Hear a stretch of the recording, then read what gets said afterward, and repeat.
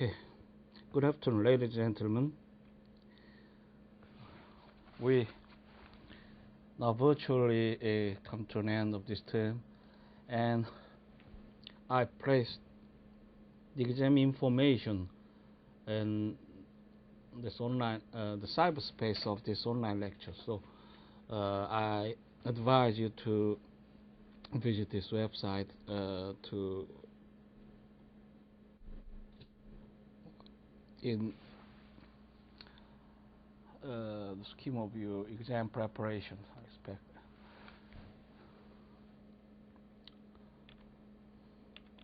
Actually, a weird weather over the weeks. Last week it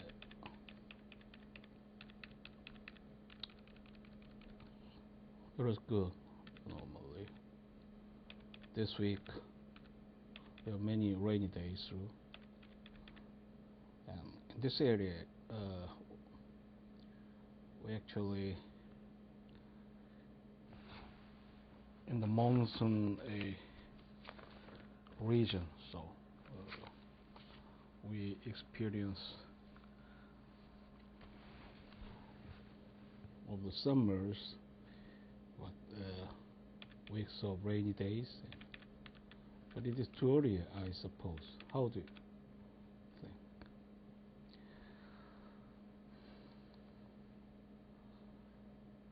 Okay, in this class we have an overview concerning legal structures in socialist nations. As we oriented, the beginning point should be a communist party and also a trade unions. But in the last class, I have mentioned some follow-up works about a 1990s a transformation within Eastern Europe and Russia. How do you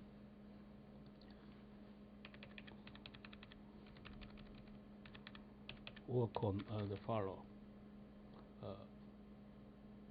that assignment?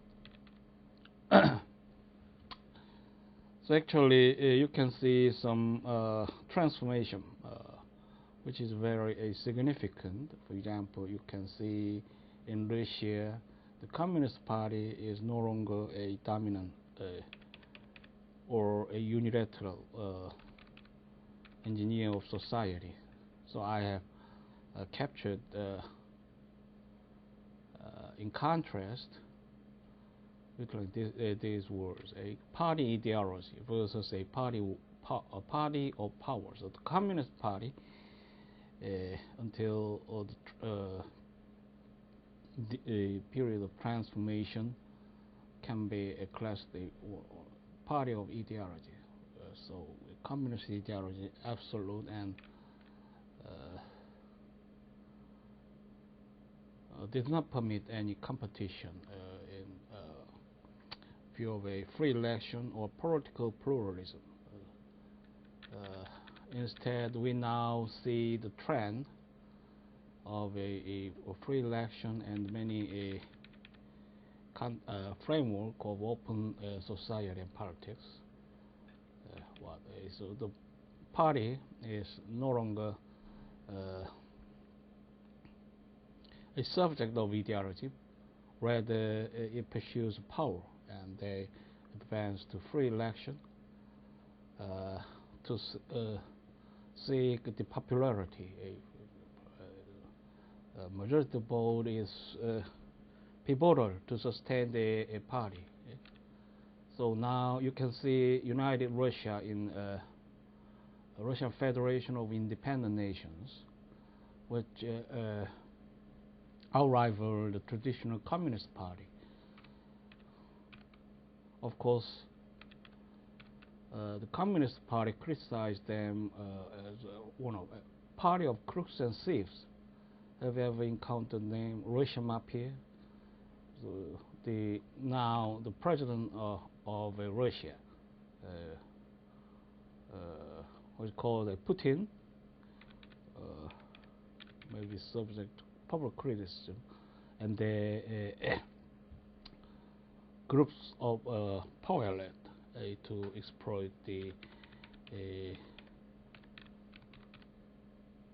Russian gradual demise, USSR to gradual demise of the political framework. How do you assess the phenomenon? Is it true, or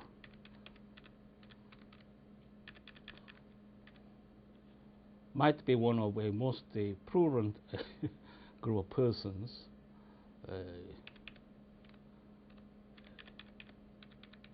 even worse than many prominent capitalists in liberal society, for example, in the eyes of a communist party of Russia. How do you say?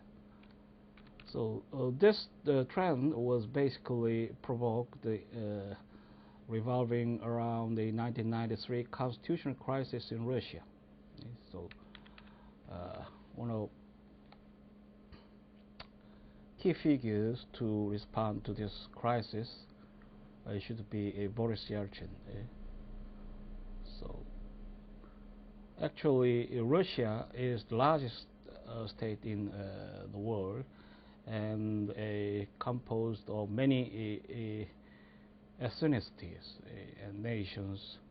So the internal conflict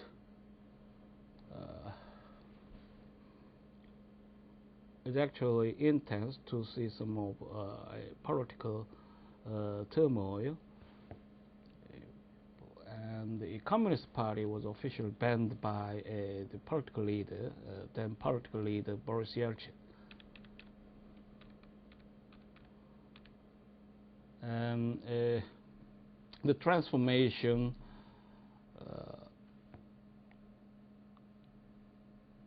can be charted in the wake of a constitutional reform toward a kind of liberalistic arrangement of public power. So they adopt a political pluralism, and also ensure the liberty and human rights, which could be very analogous with the liberalistic constitution.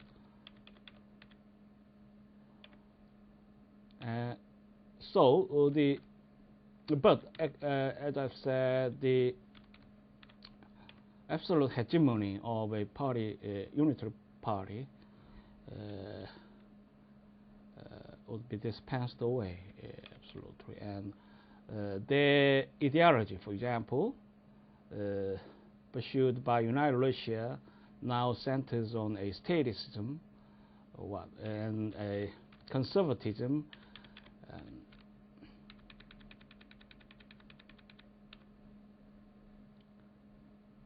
and also a centricism. So their power may not be ideologically a hegemonic, but their framework still is a uncentralized scheme. For example, they may favor a strong presidency, which could be compared in great sense with a French modality, for example, and the constitutional terms were set forth definitely about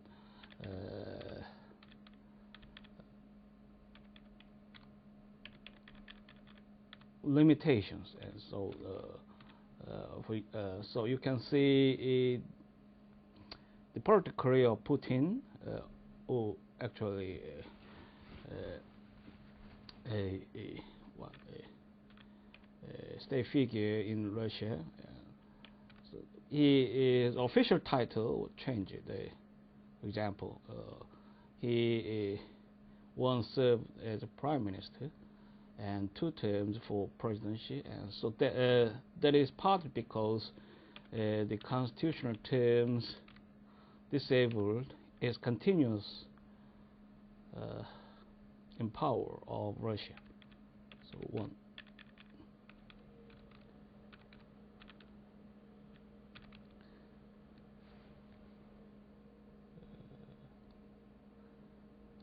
So the party goal, notably, is in contrast with those of a communist party. So still, the communist party in Russia adheres with a Marxism and Leninism, and also the socialistic patriotism, for example, toward a last stand of a communism.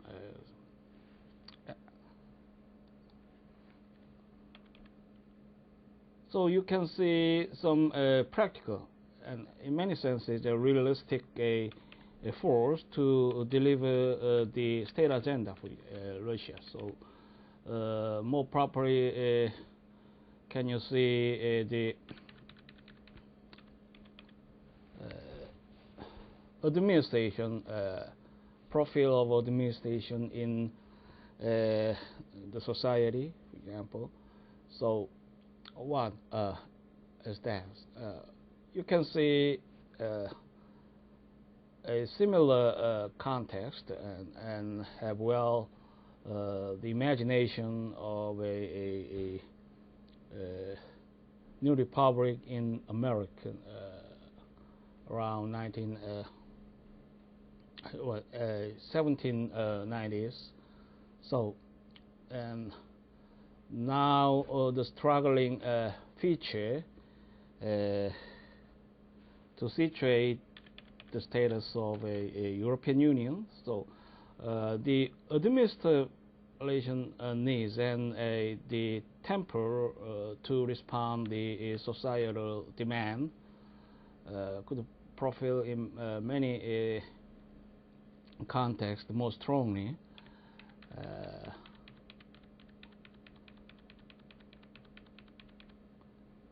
Against the ideological orientation. How do you assess?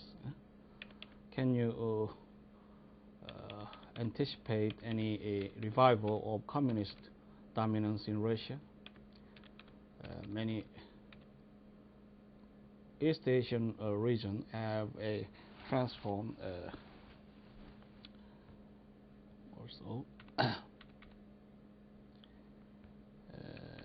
Now the State Duma, which is a legislature of Russia, composed of representatives elected in free election of deputies, for example, and they share is not dominated by any one party. So in my recent experience, I have on half basis, but actually United Russia is majority party, so 64%, I'm not sure, and 40. The recent promotion from the Communist Party is notable, 45%. Previously, it staggered around 28%. So you can see basically a very important point about political pluralism. So the party competition now become a paramount, which could effectively negate the dictatorship of a communist ideology.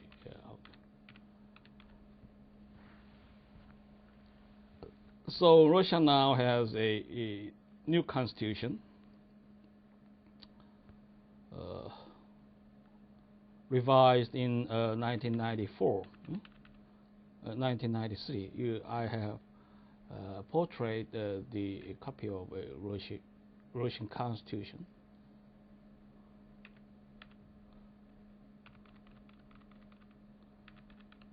And you have many words and provisions, and also a framework to approximate the liberal pattern of constitutions distributed across the globe.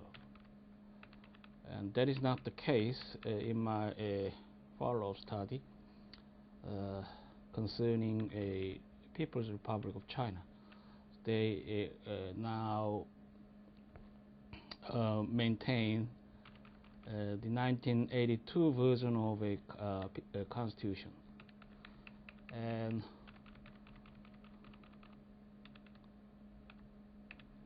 it is therefore a more pertinent to this class in a dominant context, since I based my lecture on the paradigm of a previous USSR constitution.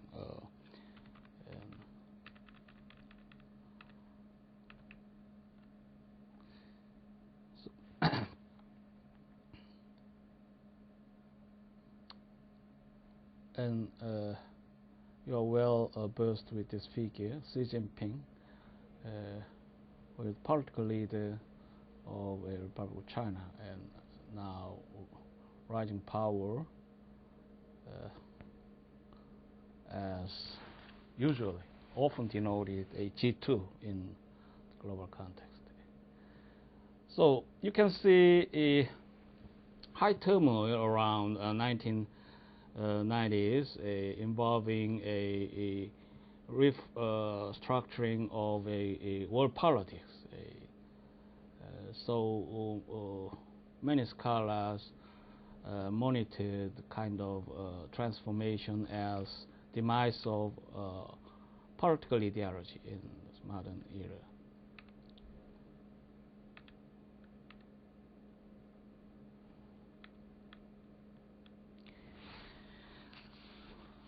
So for this class purpose, we plan to review the core of a socialist legal tradition, which could be historic in some sense, and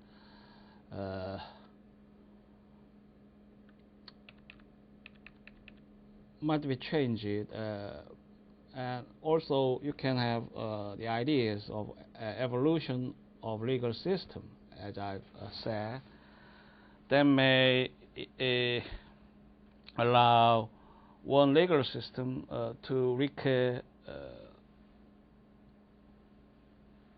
in circular and historical wake in reflection of the social circumstances, and also so it transforms and also may reform to better the rest of society. So it's a living creature to survive the context of a specific context of circumstances.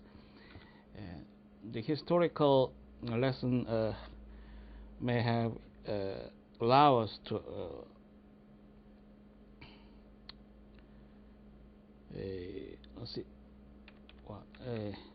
have the ideas about recurrence and resurrection, and incorporating a new culture to interplay.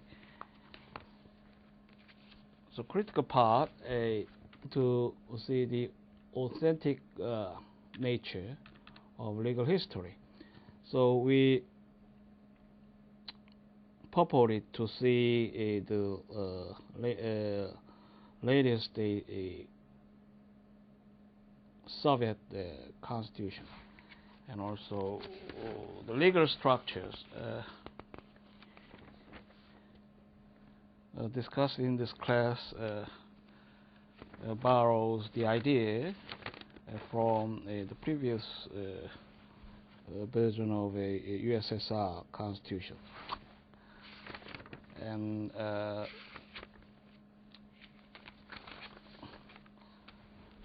for the rest of many countries erected on the communist ideology may practice this pattern of legal structures. So we begin with reviewing the Communist Party, the first priority. So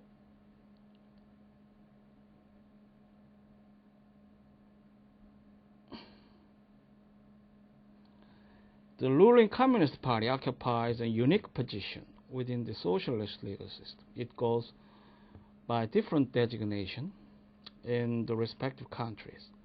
The Communist Party of the Soviet Union, the Communist Party of China, the Socialist Unity Party of Germany, now demised, sorry, and the Polish United Workers' Party, etc.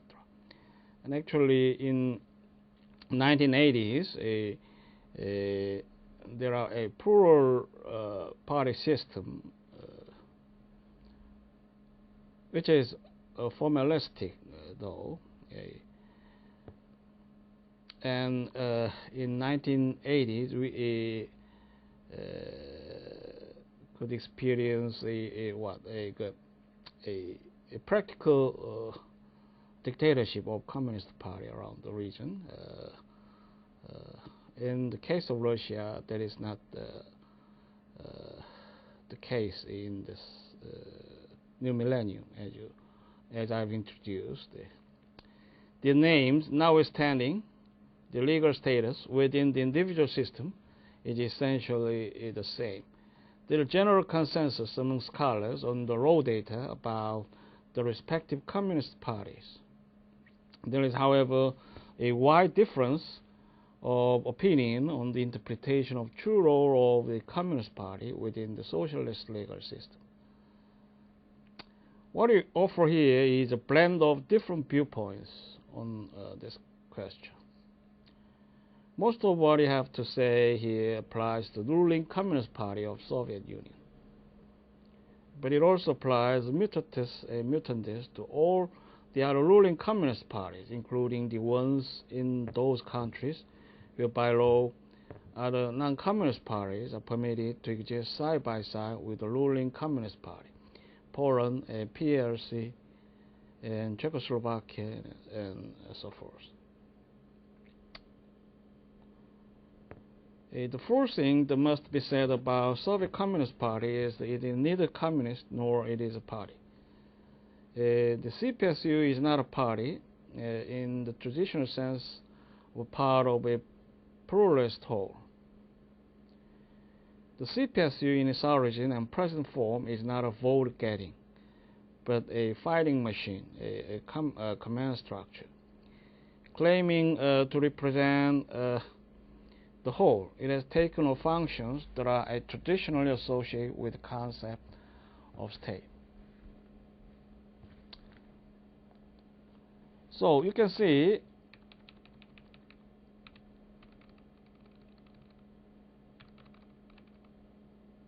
the contrast between the state and ideology, communist ideology, as you see. As I've expounded, this communist emphasizes the status and role is a destination. It's the final end result that communists struggle to achieve. For example, you have now the United Russia in Korea, United Russia in Russian Federation of Independent Nations. The party goal is statism. So, and it is historically vindicated by Stalin to entrench his eyes a pivotal role and responsibility of state. Of course, that is pretty conditioned on Leninism, So it must be temporal.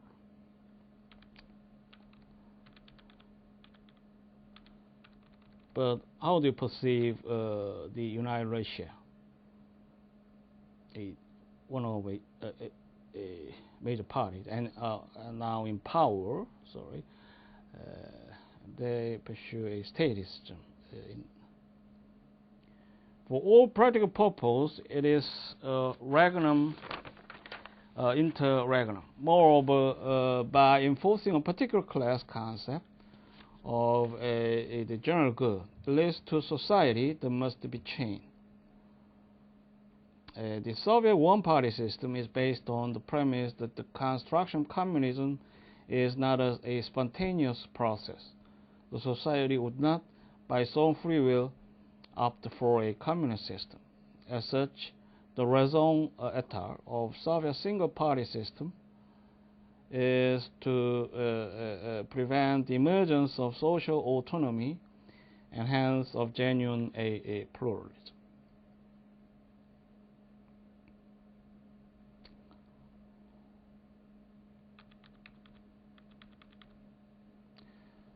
The Soviet Union is perhaps the first party dictatorship of modern time, unlike in earlier dictatorship in which political power was exercised primarily through the apparatus of the state.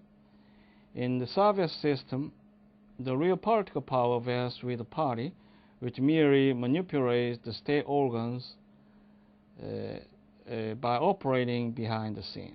Under this Soviet arrangement, the Communist Party is the ruling party, not only in the sense that its leading organs establish the country's basic policies and its representatives occupy the highest office of the state, but also in the sense that its own apparatus penetrates every sector of administration. At all levels and in all branches of government, the organs of the party direct, supervise, and not infrequently supplant those of state. The real government of Soviet Union is not the Council of Ministers of the USSR, but the Politburo of the CPSU. Even though that is now practiced in China, but how about Russia? Even though the Supreme Soviet of USSR is held out as being the supreme legislative body in the country, the truth is that the Supreme Soviet is neither supreme nor it is Soviet. The real legislature of the USSR is the Central Committee of the CPSU. The role of the CPSU within the Soviet law may be reduced to three basic functions as political guardian, moral tutor, and keeper of Soviet legal conscience. So in the politics of a communism, the Communist Party is the core of a public policy and a governance. And also, you can see later, for example, three members within each branches, public offices and rest of branches and others who direct and supervise and in many cases supplement those of the state. And for many reasons, for example, a dominant passion of nation about a communist ideology, most of social organizations normally honor the direction of a communist party, and it is one of social vigil to forge the communist ideas.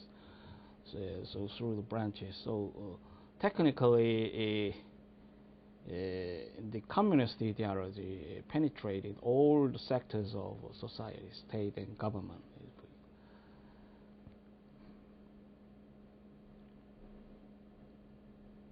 The So within the Soviet legal system, the CPSU is as omnipotent as it is omnipresent. The party machine is not an integral part of Soviet legal apparatus. And CPSU ideological decision directives that have not been formally received into corpus of the law are not an organic part of the legal system. The relationship between such party policy decisions and Soviet legal norms is quite similar in many respects to the relationship between equity and the common law on the English legal system. Just in the same way that equity is a gloss over common law, so a Soviet party decisions a gloss over a Soviet legal rules. Just in the same way, the rule of common law must deal if it conflicts with the principle of equity. Any Soviet legal rule that is inconsistent with an ideological decision of party must yield to the latter. Until a total disappearance of law in the Soviet Union, party norms must of necessity lean on legal norms in the same way that equity cannot exist today without the prerequisite a backup from the common law. However, unlike the situation in English law, where the administration of equity has since been transferred to the common law code, the administration of CPSU policies that have not been incorporated into the Soviet legal system are administered not by the regular codes, but by a parallel system of a party machinery. Hence, in the Soviet Union, there are two parallel command systems: the legal system, strict sense, a state law, and the system of party rules, what we call a party law. Another important distinction between these two systems or rules is that whereas equitable remedies in English law are available to all persons on an equal basis, remedies under Soviet party law are available only to party members to the extent the party law applies only to members of the party.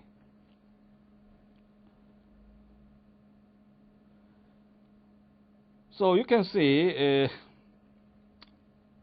an analogy between the common law and a communist legal system, and we have learned that the Code of Equity, usually called a Code of Chancery in Great Britain, performs the basic role in total aspect of a social justice. So is usually described to represent the wills of a sovereign,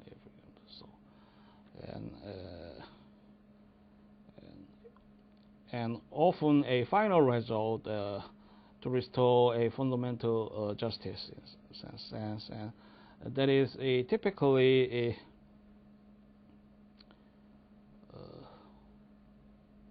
necessary, and now also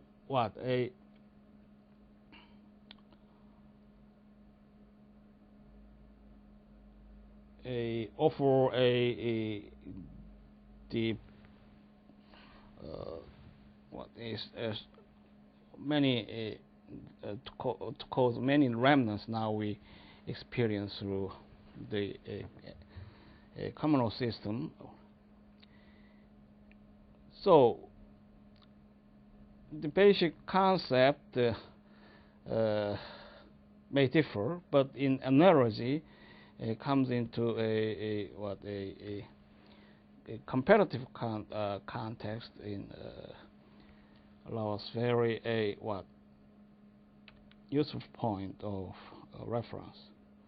Viewed from another perspective, the CPSU is to the Soviet legal system what the brain is to the human body. So like the human brain, the CPSU neither seeks to displace nor to compete with all the other instrumentalities of Soviet body politics. Vis-a-vis all the other institutions within the Soviet legal system, the legislative, executive, and judicial agencies, the CPSU operates very much as did the Deus ex machina in Greek mythology. It is the only thinking organ within the Soviet system. Once it has sought out what is best for the society, it sends out impulses through its numerous tentacles to the various appendages of Soviet legal body. Once those messages are received, they are carried out by the respective addresses through a process which is tantamount to a reflex action. The CPSU stands behind very legislative activity in the USSR. It directly oversees the execution and implementation of legislative policies throughout the country. It hovers over the adjudicative processes at all levels of judicial system. In discussing the role of the CPSU within the Soviet legal system, a third analogy that readily comes to mind is the papal infallibility in Catholic theology. Because the CPSU is the preeminent interpreter of the material sources of Soviet law, it is generally regarded as being infallible. In promulgating its ideological policies, the party claims to derive inspiration and guidance from higher law, the laws of dialectical and historical materialism. The constitutional status of the CPSU has no parallel in the American legal system. The provisions of Article 6 of the 1977 USSR Constitution, notwithstanding,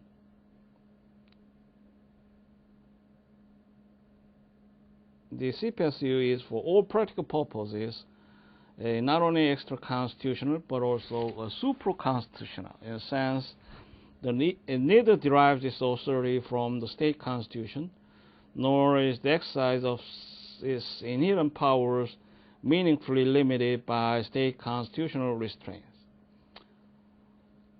The leadership role of CPSU is too complex to be reduced to any constitutional formulas. Perhaps the best way to describe its role within the Soviet political system is to regard it as the mind, the honor, and the conscience of Soviet society. Soviet legal norms merely capture this political reality. By its own admission, the party does not compete with or seek to displace the various state agencies. In order to maintain its operational distance from the state apparatus without losing touch with the latter, the party has devised numerous methods of asserting its leadership role vis-a-vis the state agencies.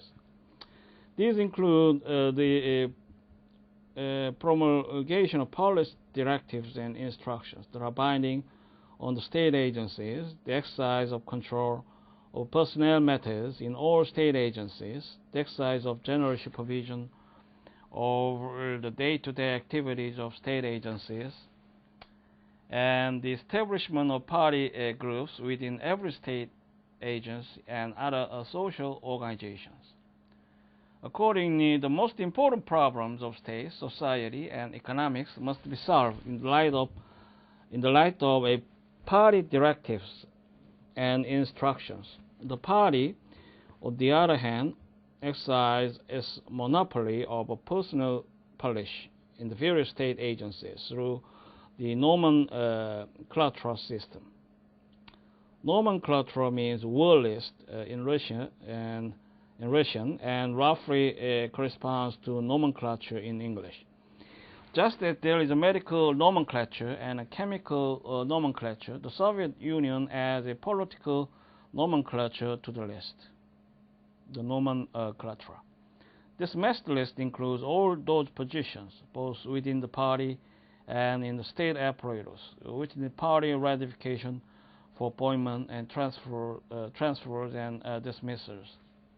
So practically, the Communist Party practice the appointment policy in terms of a state apparatus in the party. That comes in a similar context with the prevailing party in the liberalist country, but you can see the contrast and so the free election should matter in context.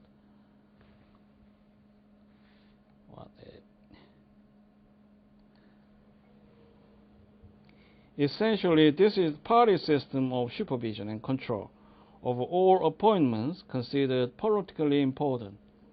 This device has enabled the party to ensure its leadership role and thus perpetuate the monopolistic nature of system of political power.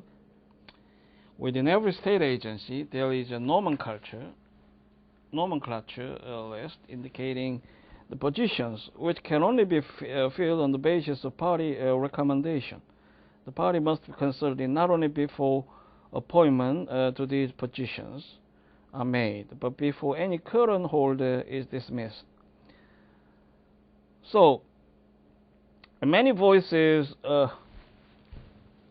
point to the importance of a inter-party democracy, for example. So the candidates for public election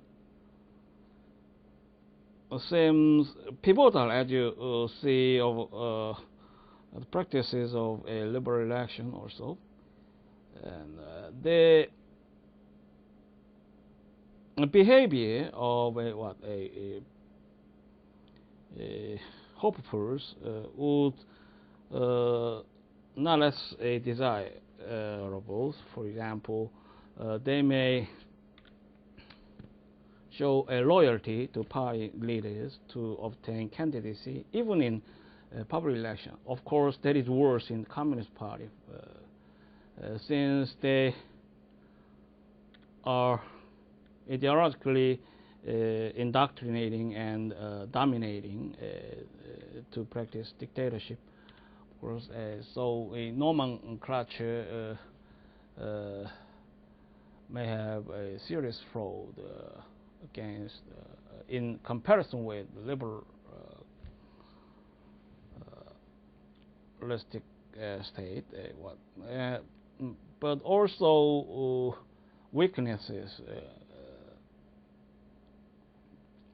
may be found in the liberalist context. If the inter-party democracy is not secure, for example, the kind of argument and also so many public opinions, criticisms are useful to consider this area of a concern.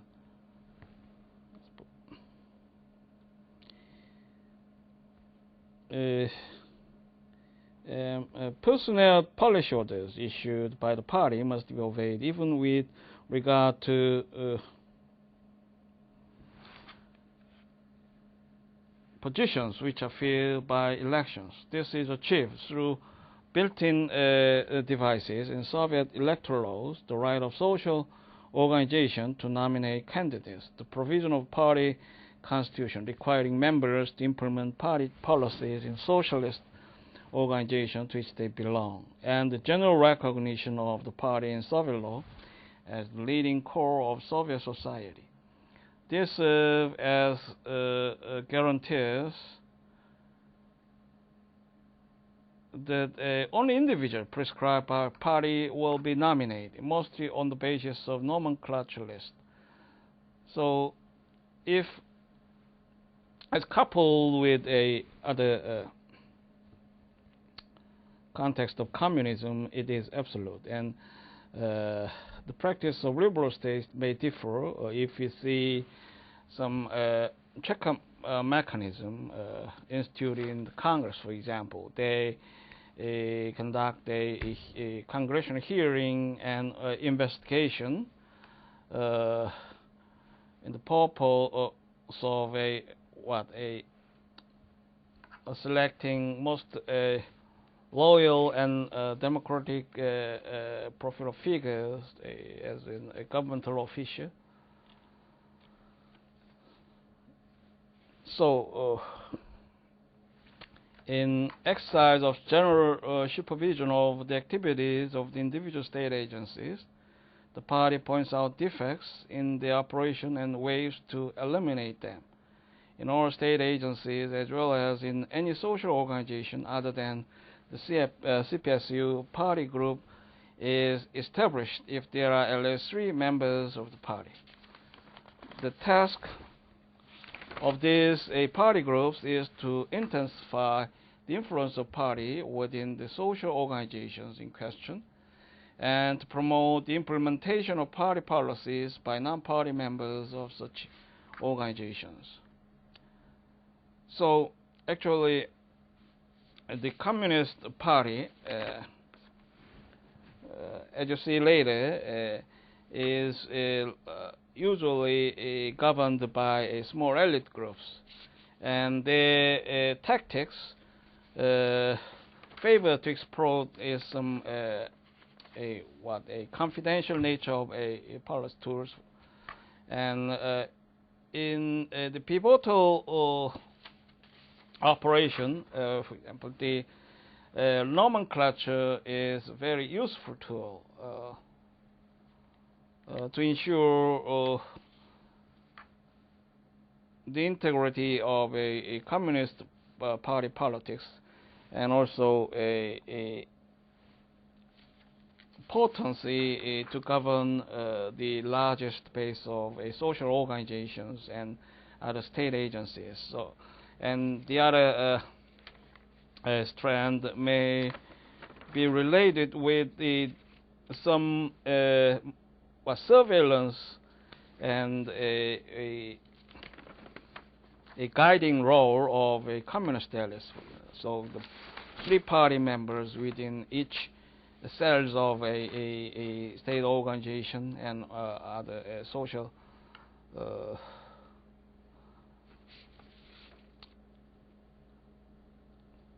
so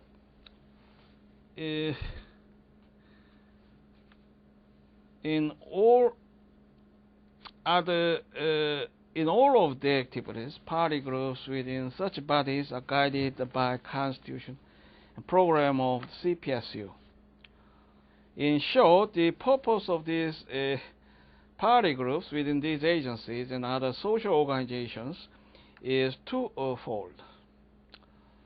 To propagate the ideas of party and to exert a positive influence on the minds and action of those members who are not members of the Communist Party.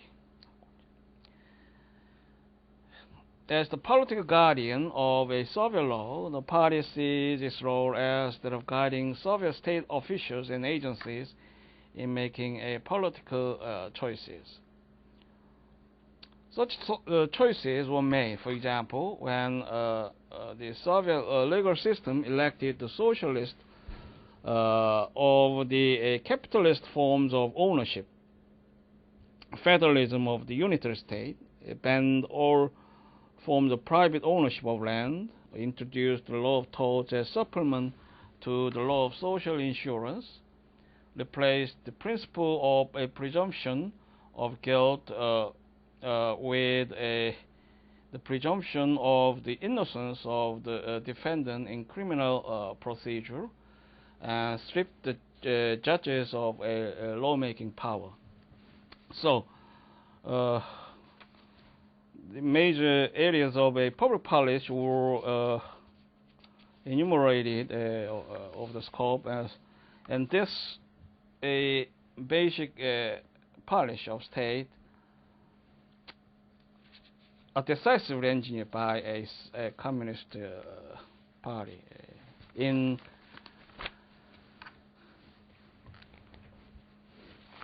a communist framework of a state. In the same vein, the party perceives this role as the moral tutor of Soviet law, as helping to formulate the moral basis of rules of Soviet law. Thus, when confronted with the issue of the morality of abortion, capital punishment, imposition of duty to work on all able-bodied citizens, criminalizations of homosexuality, prostitution, and gambling, so forth, the state turned to the party for inspiration. So, other point may pertain to key social issues. You have some point of comparison in very useful purpose of this class. I advise to consider how this key social agenda is expected to be resolved in the liberal society, usually. For example, a judicial branch of the United States has many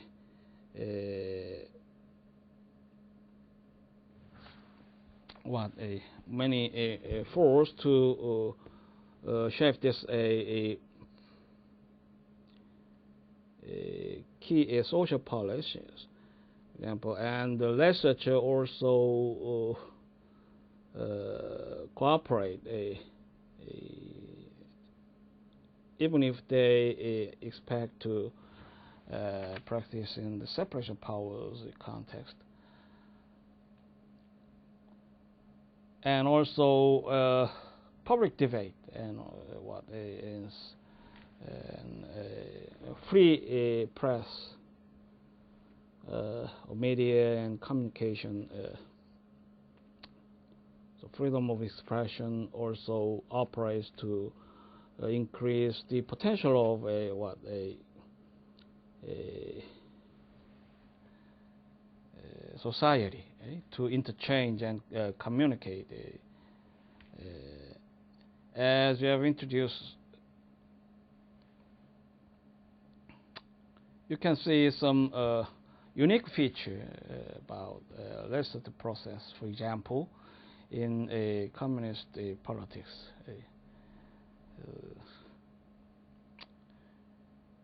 On these issues, the morality of the party does not necessarily coincide with the morality of the ordinary citizen. In case of any conflict between these two systems of morality, the party system prevails. Hence, when one says that the immoral Soviet law is law nevertheless, one refers to law that does not fully reflect the morality of the Soviet society at large. A divergence between state law and party morality is impossible, not only theoretically, but also practically. As keeper of Soviet legal conscience, the party grants individual dispensation from the rigors of state law to deserving persons. This is done through the retention of prerogative sphere within the Soviet judicial procedure. Whenever the party fears the particular defendant before civil criminal administrative court should be treated differently from the established norm, it sends out signals through the proper channels to the court. If, on the other hand, the party feels that the court should be excused from performing an unpleasant task, such as stripping an individual of his Soviet citizenship, the party guides the state in allocating that chore to someone else, the legislature. As we have already noted, the dominant position of the ruling Communist Party is not diluted to any appreciable degree even in those socialist countries with a multi-party system. In Poland, for example, there are at least 4 political parties or groups: the Polish United Workers' Party, the United Peasant Party, the Democratic Party, a loose association of independents. And these are also evidence in other communist parties. For example, the former nation, what we call East Germany. We have a Socialist Unit Party of Germany, the Liberal Party, the Christian Party, and Nationalist Party. And also in Hungary, there are plural parties, not exactly a plural parties, or only one political party, but within it we have faction, one faction in struggle with other major faction, the Patriot Front. So practically we have two parties in Hungary to struggle for power. But all these arrangements about a pluralist political party is actually formalistic and just a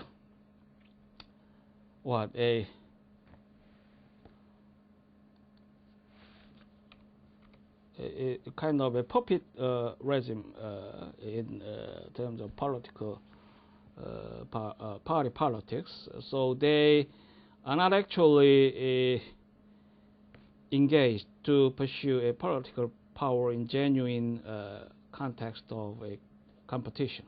So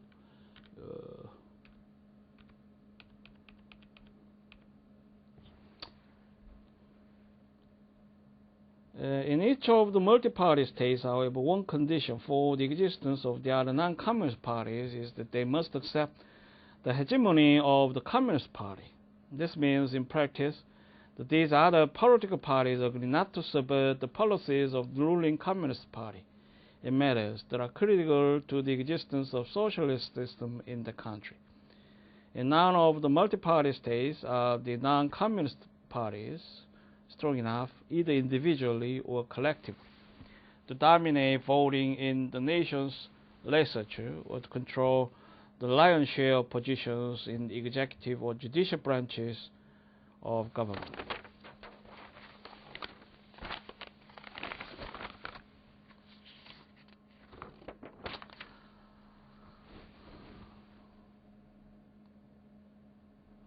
So we now revert to the previous chart showing our class progress. So let's see what is that.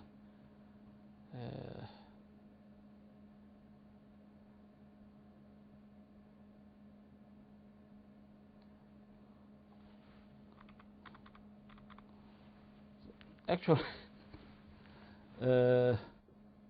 now, how much extent of influence could be made about the comparative test of legal system? It's actually a political transformation, and also the public policy becoming a rather radical nature context. So we now need to possess some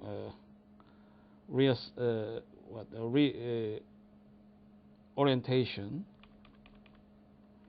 toward a quality of a communist practice, a significant change it, and also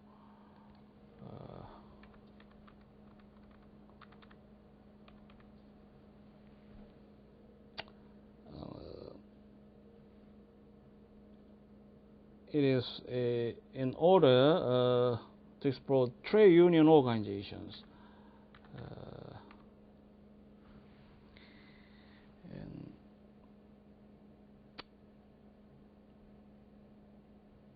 But I like to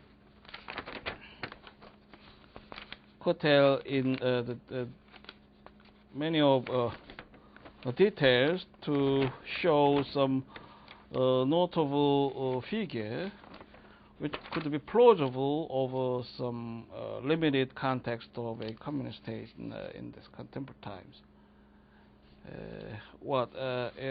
A trade union organization. Basically, your beginning point have some fundamental contrast against the counterparts in liberal state. In Great Britain and United States, the trade union is practiced based on a rich heritage and traditions. So they've enjoyed and also now engineered in dominant fashion to the kind of a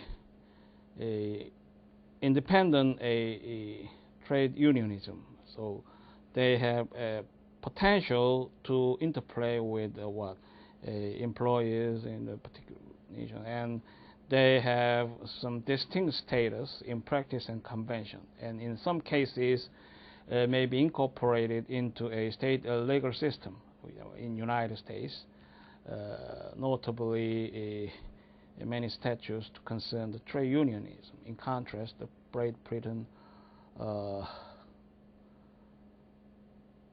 trade unionism in Great Britain is operated in heavy reliance on practice and convention.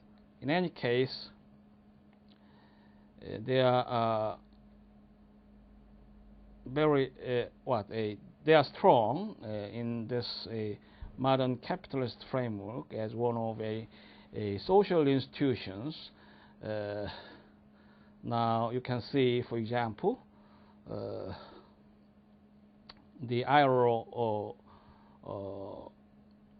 framework between three major pillars of economy, for example, state government, and also employer and a trade union. And then it also now attempted to revive the previous politics of Democratic Party in Korea, and a new ruling party also explores some chances to activate the three-party convention, labor, power, employers, and the government. In any case, trade unionism of liberal state has long been settled. That is not the case in communist states. As you see, so it is historically short-lived, actually, but ideologically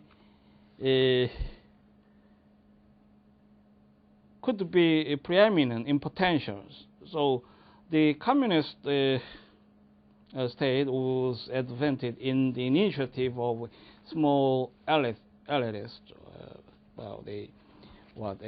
possessing direct knowledge to administer communists, with Lenin and other Bolshevik leaders are typical in the case, and so they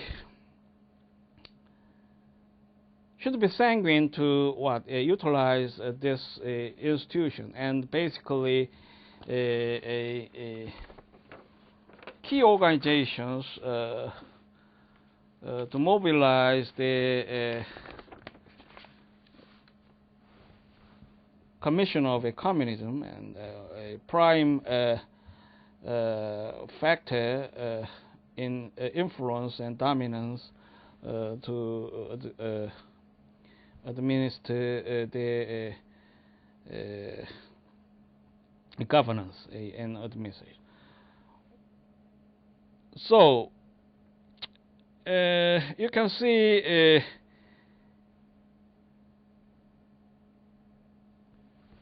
for example, a school of socialism,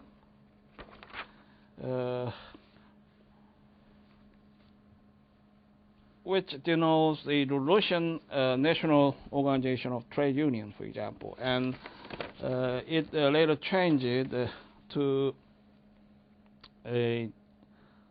denoted as a school of communism. So it is one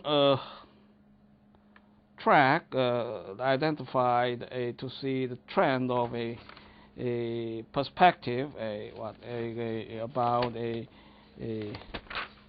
trade union Russia. So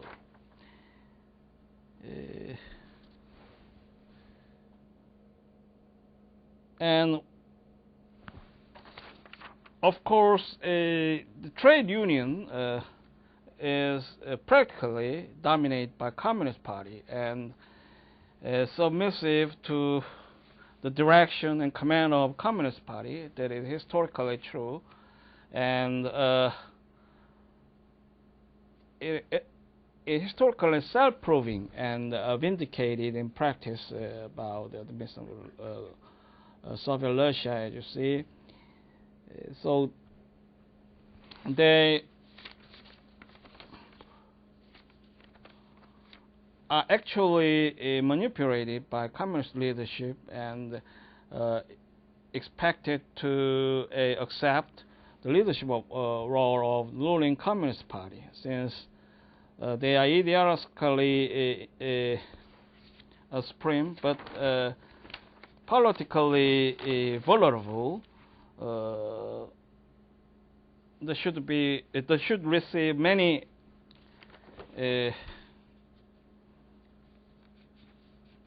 points of instruction and other command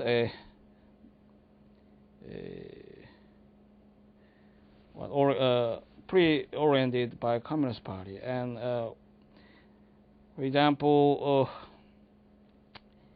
Lenin in his work on the goals of Soviet TUOs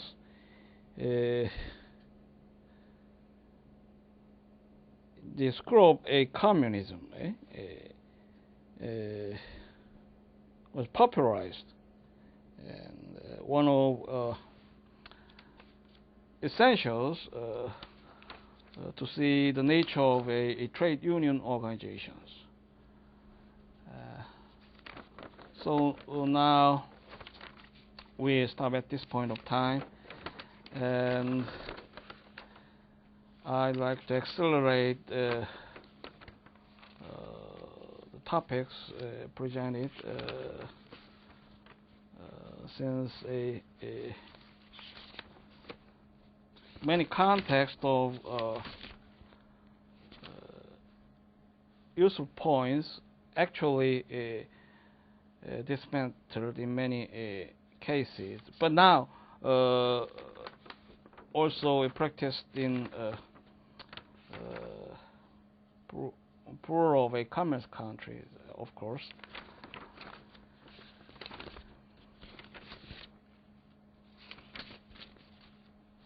Then I expect we may perhaps close this lecture next week, or this